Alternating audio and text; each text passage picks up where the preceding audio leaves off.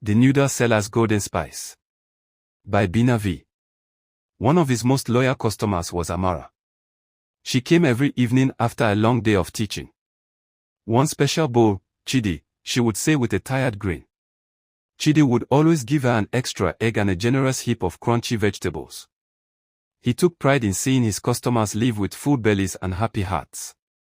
But as the weeks passed, Chidi's heart began to change. He looked at the long line of people and didn't see hungry neighbors anymore, he saw piles of Naira notes. He began to think, if I use half an egg instead of a whole one, I will save money. If I add more water to the sauce, the bottle will last twice as long.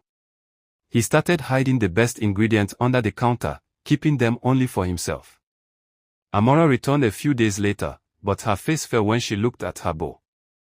The noodles were pale, the sauce was thin, and the vegetables were nowhere to be seen.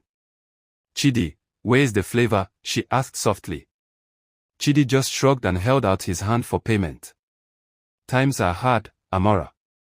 The price is the same, but the spice is expensive. That evening, an old traveler named Baba Olumide approached the store. He walked with a heavy wooden staff and wore a dusty agbada. My son, Baba Olumide whispered, his voice like dry leaves.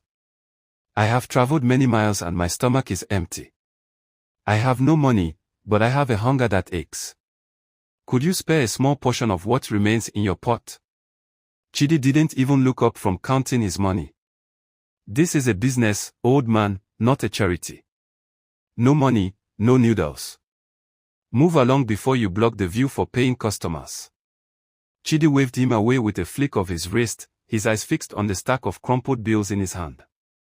Baba Olumide sighed and reached into a small leather pouch at his waist. He pulled out a single, shimmering golden pepper. Greed is a spice that ruins the soup, Chidi, the old man said. If you want wealth more than you want to feed your people, take this. It will make your pot overflow, but it will only serve those who are truly hungry. He placed the golden pepper on the counter and walked into the shadows. Chidi's eyes nearly popped out of his head. Gold, he hissed. He grabbed the pepper and tossed it into his giant pot of noodles, thinking it would turn the whole batch into precious metal. Suddenly, the pot began to hiss and bubble. A thick, grey fog erupted from the water, smelling of nothing but wet cardboard. The noodles began to grow and grow, spilling over the side like a mountain of flavorless string.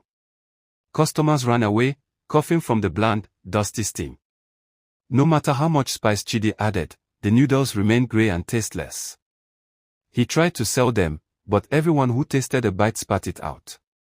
It's like eating sand, they cried. By the end of the day, Chidi was left alone in the quiet market, surrounded by a mountain of useless, tasteless food. Chidi realized then that his greed had cost him everything, not just his money, but the trust of his community. He cleaned his pot and went to find Amara and Baba Olumide. He didn't ask for money anymore. He spent the next day cooking the finest, most flavorful noodles he had ever made, and he gave them away for free until his heart felt as full as the bellies of his neighbors. He learned that a pot shared with kindness never truly runs dry. If you liked my video, please support my channel, subscribe, like, share and comment. Thank you.